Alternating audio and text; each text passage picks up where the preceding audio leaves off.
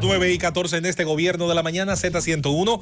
Es el momento de escuchar la participación de nuestro compañero Rosendo Tavares Villalobos. Gracias, José Luis Mendoza y Cervantes. El saludo, el abrazo para don Álvaro Arbelo. El saludo para don Bienvenido Rodríguez Durán, para don Bienvenido Rodríguez León, para doña Isabel Rodríguez. Hoy quiero saludar de manera muy especial, con un fuerte abrazo, a nuestro compañero Aníbal Díaz, y con él saludar a todo el equipo del gobierno de la mañana, la Z101, el saludo para todo el país de aquí y el país de allá. Bueno, finalmente la Suprema Corte de Honduras aprobó ayer la extradición del expresidente Juan Orlando Hernández, que está siendo pedido por Estados Unidos, que le acusa de narcotráfico. Supuestamente participó de una conspiración, de una estructura criminal que logró meter a Estados Unidos más de 500,000 kilogramos de cocaína, y de haber patrocinado estructuras criminales como por ejemplo la de Joaquín Guzmán Loera, el Chapo Guzmán, de quien supuestamente habría recibido hasta $1 millón para facilitarle traficar drogas desde Colombia a Venezuela a través del espacio aéreo y a través de la vía marítima hacia Honduras y de ahí hacia Estados Unidos. Entonces, ayer compareció ante un juez de la Suprema Corte. Este juez autorizó la extradición. Lógicamente, dice la información que tiene derecho a una apelación que deberá producirse en los próximos 2 o 3 días. Es el límite que tiene. Es probablemente que apele. Y entonces el Pleno de la Suprema de Honduras conocería el caso. Pero es casi un hecho que la extradición sería aún autorizada por el Pleno de la Suprema Corte de Justicia de Honduras. Esa es la situación de ese expresidente que acaba prácticamente de entregar el poder en ese país. El conflicto de Ucrania. Lo último de esta mañana, la Casa Blanca está anunciando que el presidente de Estados Unidos, Joe Biden, va a conversar por la vía telefónica con su par chino Xi Jinping. Esta conversación ocurrirá mañana viernes. Dice que el tema principal va a ser Ucrania. Los dos líderes discutirán cómo manejar la competencia entre nuestros dos países, así como la guerra de Rusia en Ucrania y otro tema de interés común, informa la Casa Blanca. China está ahí bailando entre dos aguas de manera muy cuidadosa, porque tiene muchos intereses en Rusia, sobre todo de tipo político, una amistad política sobre todo, pero demasiados intereses en Estados Unidos. Entonces está ahí, no ha querido condenar la invasión de Rusia. De alguna manera la ha estado justificando, pero no ha intervenido directamente en la situación, por ejemplo, con ayuda militar ni ese tipo de cosas. La conversación de Biden con Xi Jinping lógicamente va a transcurrir sobre ese tema, porque Estados Unidos está cuidando sigilosamente lo que pueda hacer China con respecto a la situación en Ucrania. Y muy acorde, Rosendo, a esa forma de proceder de China como potencia. Yo creo que ellos están aprovechando más que ninguno de los actores internacionales la oportunidad. ¿Oportunidad de qué? De demostrar liderazgo. Se han dado el lujo de pedir la paz, de ser cuidadosos en el lenguaje, de condenar a algunas acciones, incluso en el caso de Estados Unidos se han dado el lujo ahora, han aprovechado la oportunidad de condenar ciertos aspectos de su política exterior. Su voto de abstención en el organismo fijo de seguridad de las Naciones Unidas fue bastante aplaudido por una parte importante del globo. Yo pienso que si alguien está sabiendo nadar y guardar la ropa, y lo digo con toda la sinceridad, no soy un admirador de algunos aspectos de ese régimen, pero creo que en términos de política internacional están dando una cátedra de cómo aprovechar una situación para demostrar, al menos ante esa parte del mundo, liderazgo. Yo creo que otro tema que va a estar en esa conversación será Taiwán, porque en Taiwán hay temor de que la situación de Ucrania aliente a Xi Jinping y a China a ir sobre la isla de Taiwán. Eso no es un propósito que China en esta coyuntura lo ha reflejado de manera abierta, pero el temor está ahí, e incluso las Fuerzas Armadas taiwaneses están en alerta máxima con respecto a cualquier posibilidad que pueda ocurrir. Lo que sí es un hecho es que China, aunque no intervenga, ha dejado claro en todo momento que Taiwán es un territorio de ese país y que el país que quiera tener relación con China tiene que reconocerle como un país único, no exactamente como que pueda haber ningún otro territorio chino que se pueda considerar una república independiente. Tú sabes que esa zona de Asia, ¿con quién la comparte? La política de una sola China. ¿Con quién comparte frontera China? ¿Con quién no? Tiene como 11 No, países. no, por el país que tiene mayor nivel de tensión de frontera con Rusia. Sí, claro. Yo diría que con la India. Con la India y con Rusia. Con la India tiene una Entonces, lo que situación. yo te digo a ti con eso es que la guerra, y hay que verla, incluso ya la guerra no es de carácter ideológico, esto es de carácter estrictamente económico. Y los países van a hacer lo que entiendan que deban de hacer en función de la defensa de sus economías. Y cuando tú ves los matices que se están dando ahora, el vínculo y las relaciones entre Donald Trump y Rusia, y ver ahora el distanciamiento de Biden de Rusia y su acercamiento a China, cuando en el caso de Donald Trump fue todo lo contrario, porque Donald Trump lo que hizo fue que puso distanciamiento directo con China, y hay que recordar la repatriación de capitales y de inversiones norteamericanas en China, como ocurrieron en la gestión de Trump, y Trump fortaleció a la Unión Soviética, a Rusia.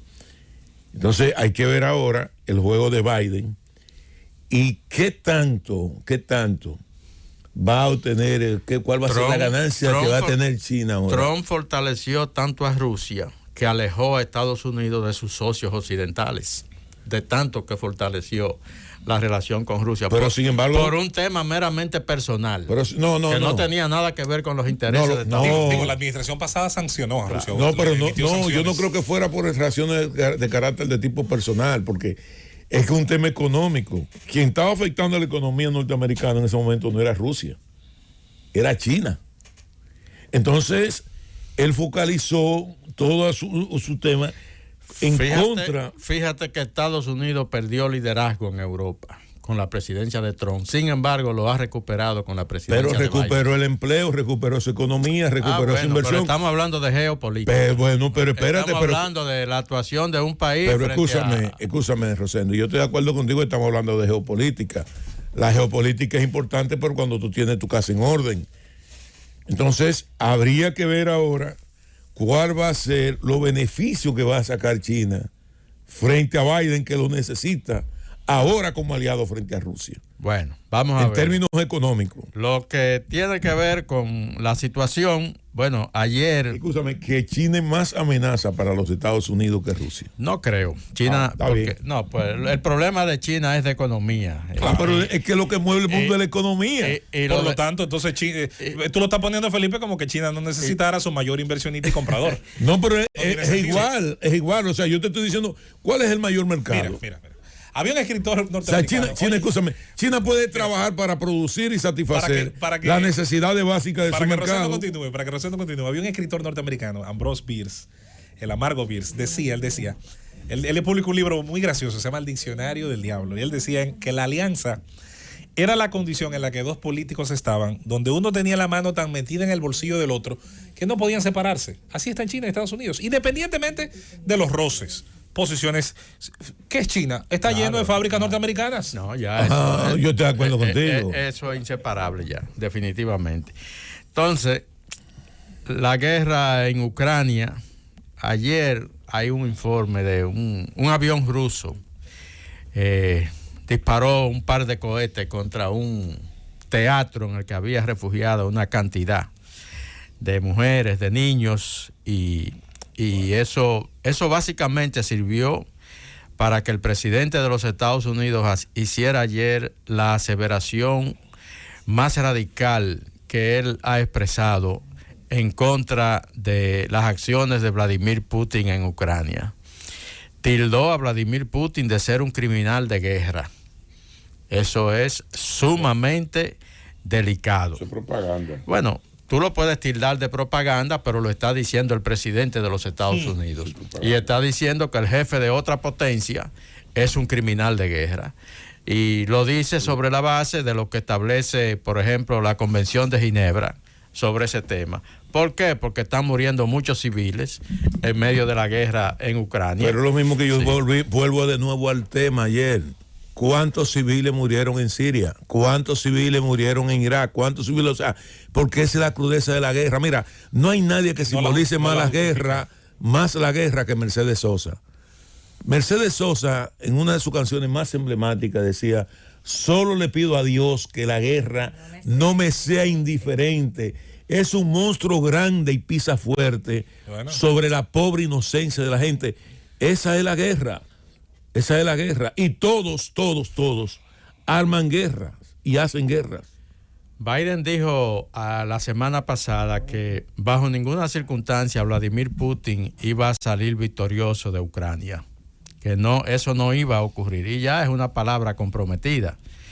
Entonces, ayer, además de, primero ocurrió la intervención del presidente de Ucrania, el señor Zelensky, ante el Congreso de los Estados Unidos, y allí reclamó de nuevo ayuda urgente por parte de Estados Unidos para continuar enfrentando a Rusia en su territorio. Y luego el presidente Biden entonces anunció un paquete de ayuda de más de $800 millones en armamento, ayuda para equipamiento militar a Ucrania, de manera que pueda continuar resistiendo y repeliendo la agresión de Rusia en su territorio. Pero ya el equipo militar que se anunció ayer, porque en otras ocasiones se hablaba de ayuda militar, pero se empleaba el término y ya. No se hacía una descripción de qué tipo de armamento exactamente se estaba supliendo. Sin embargo, ayer fue diferente. Ayer se describió en amplitud cuál es el tipo de armamento que está Estados Unidos supliéndole a Ucrania para que se defienda. El armamento que le dio Estados Unidos a los ucranianos, al ejército ucraniano, fue lo que diezmó prácticamente la ofensiva aérea de Rusia. Recuérdate que a través de esos misiles, ¿cómo se llaman, José Luis? Están los antitanques, los Javelin. El Javelin. Eso fue fundamental para el derribo de todos esos aviones y todos esos helicópteros. Sobre todo parar el convoy enorme de blindados. Pues de esos Javelin le están supliendo 2,000 más. Bueno, ya ellos le habían dado. Con eso fue que paralizó la ofensiva rusa. Hay un dron, no recuerdo qué nombre tiene ahora. Hay un dron pequeño, la tecnología de la guerra. Le dicen el kamikaze. Que es básicamente identifica el objetivo, tiene una gran autonomía de vuelo y se lanza.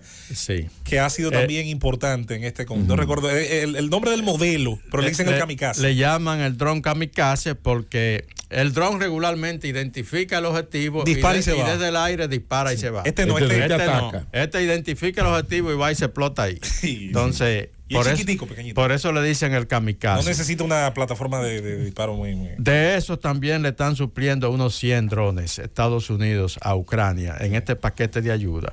Y una cantidad de armamento especializado, porque es que la guerra ha tomado un matiz viene la fase más un matiz inesperado. La fase más cruel de la guerra es ahora. Sí. Porque ahora la lucha va a ser calle por calle y esquina por esquina. O sea, una cosa es tú diezmar la defensa de un país y otra cosa es la ocupación con el ejército de infantería, que es donde se aporta la mayor cantidad de muertos. Eso va a ser horrible. Entonces, Estados Unidos está cumpliendo con el compromiso que hizo no vamos a enviar tropas a Ucrania, nosotros no vamos a participar directamente en esa guerra, pero sí lo está haciendo entonces de otra forma, y es con este tipo de equipamiento que le está enviando a Ucrania para que definitivamente resista y las tropas rusas no puedan cantar victoria. Ahí va a haber una solución. Ahí va a haber una solución que va a ser negociada. A excepción de la guerra de Vietnam, de Afganistán y de Irak,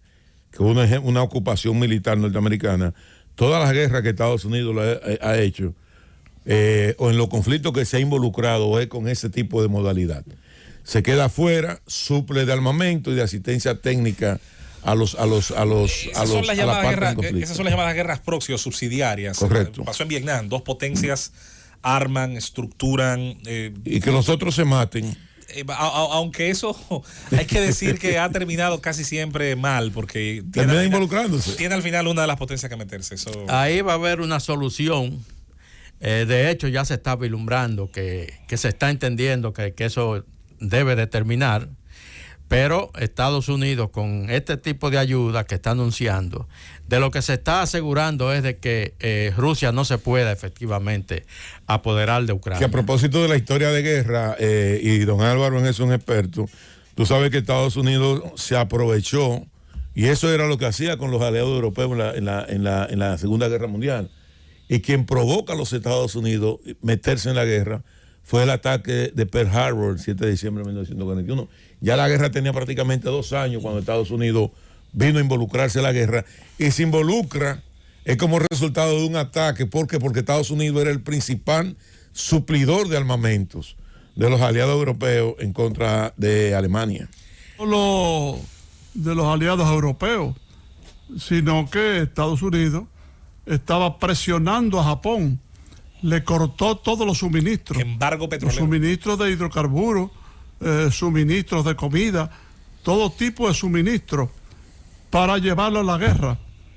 Porque sabía Estados Unidos, sobre todo el presidente Franklin Delano Roosevelt, 4 veces electo presidente de Estados Unidos, que Japón tenía un pacto con Hitler y con Mussolini, o sea, con la Alemania nazi y la Italia fascista, y entonces querían llevar a Japón a la guerra para que eso justificara que Estados Unidos entrara en la guerra, porque había un movimiento muy grande aislacionista, o sea, de que Estados Unidos no penetrara en esa guerra. Sin embargo, el presidente Roosevelt y su equipo sabían que más tarde o más temprano Hitler atacaría Estados Unidos, porque los planes de Hitler eran controlar el mundo. Entonces, de ahí todas las presiones, y entonces viene la agresión de aquel domingo histórico, domingo 7 de diciembre de 1941, cuando Japón ataca la principal base naval de Estados Unidos en el Pacífico, o sea, en Hawái, lo que sería después el 50 Estado de la Unión, en Hawái, hay Pearl Harbor, ¿verdad? Y entonces al día siguiente, el lunes 8, Roosevelt convoca al Congreso y le declara la guerra a Japón. Entonces, automáticamente, Hitler convoca el Reichstag, y entonces, en apoyo a su aliado japonés, le declara la guerra a Estados Unidos. Esa es la realidad, un poco breve, pero esa es la verdad histórica. Así mismo es, don Álvaro. Entonces decíamos que aquí va a haber una solución negociada. Ya se está hablando de que ambos países están hablando de que las comisiones están dialogando sobre un formulario de 15 puntos. Básicamente, Ucrania, ya el presidente Zelensky está hablando de que definitivamente reconocen de que no van a poder formar parte de la OTAN. Eso sería ya de alguna manera encaminando lo que podría ser un atisbo de solución. Ahora, lo que no va a pasar es que reconozcan la soberanía de Rusia sobre territorio que está reclamando. Es probable que en la búsqueda de esa solución, Rusia se apoderó de Crimea en el 2014, es probable que eso permanezca. Ahora, sobre los otros territorios que Rusia pretende anexarse de manera definitiva, el caso del Donetsk, el caso de Luján, el Donbass, e incluso desde ayer, ya comenzaron informes de que las fuerzas ucranianas se están contraatacando en esa zona para tratar de recuperar esos territorios. Pero al final, y yo creo que por ejemplo, esta conversación de Biden con China mañana va a ser clave para el futuro en los próximos días. Al final tendrá que haber una solución negociada. Ucrania va a mantener su soberanía, pero Rusia no va a salir de ahí con una victoria que le moleste después a Occidente. Llévatelo, Cuto.